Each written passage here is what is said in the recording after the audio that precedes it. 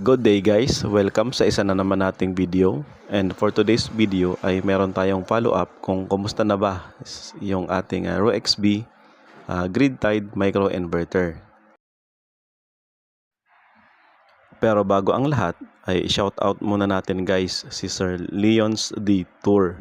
Actually siya ay nag-request ng follow up video para ma-check kung kumusta na ba si ROXB microgrid tied inverter. So sir, ito na po yung request nyo.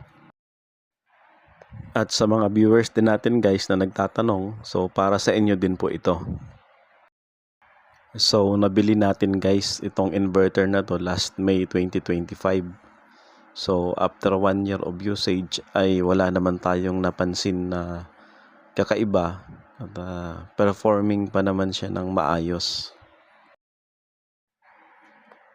Kung mapapansin nyo guys ay marami ng alikabok yung ating setup. So ayan, medyo marumi na nga. So patunay na talagang ginagamit natin siya at matagal na natin siyang ginagamit. So makikita nyo blinking green light. So ibig sabihin normal operating condition siya.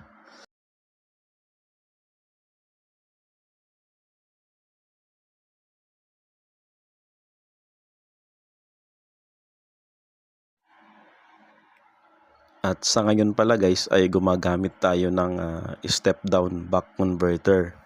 Since yung setup natin ng ating solar panel ay mataas ang voltage. So more than 50 volts siya. So hindi kakayanin ng ating inverter. So nag-step down tayo kasi yung setup ko ngayon sa solar panel ay umaabot ng 60 volts.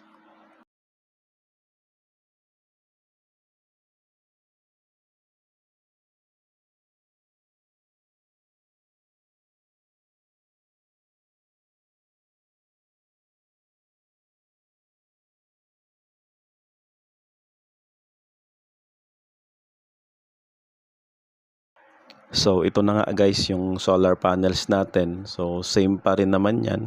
4 na peraso na 200 watts.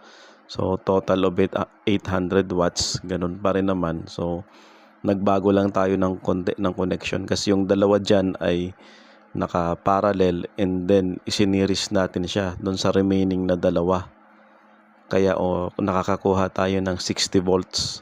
So dati 40 volts lang yung gamit natin. So ngayon sinubukan ko naman na gumamit ng mas mataas na voltage pero i-step down pa rin ng back converter. So ang habol ko lang naman nun guys ay bumaba yung current load ng ating mga wires.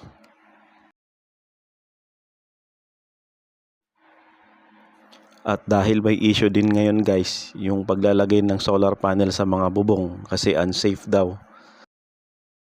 So magandang option siguro kung ilalagay na lang natin sa ganito na hindi siya nakamount direct sa bubong. So yung sa akin nilagay ko na lang sa tolda. So siguro naman hindi na ito mapapansin ng electric cooperative.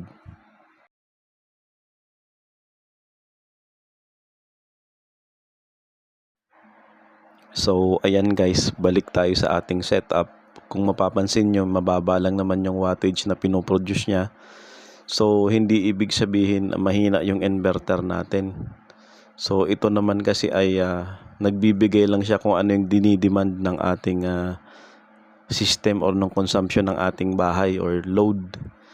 So sa akin, pagka nag-load na ng mga rice cooker, kaya mga microwaves, so tsaka lang tumataas yung kanyang power output. So kung mga electric pan lang, so computer, wala siyang masyadong output na malaki. So minsan kahit masyadong tirik ang araw, kung konti lang naman yung consumption nyo, konti din lang yung kanyang ipoproduce. So kagaya nito guys, nagsaksak tayo ng rice cooker at ng steamer ng siomai. So malakas din kumain ng kuryente yon. So yan, makikita nyo guys, lumaki din yung kanyang power output. So talaga nag-a-adjust lang siya according sa ating demand. So para sa akin guys ay sulit naman yung pag-install natin ng ganitong klaseng inverter. At legit naman guys na talaga namang nakakatipid tayo sa consumption ng ating kuryente. Kasi in real time, nakikita naman natin na instead na yung consumption natin ay galing sa grid, ay ina-absorb niya na. So yun lamang guys yung update natin. After 1 year ay gumagana pa rin ng maayos ang ating ROXB Grid-tied microinverter.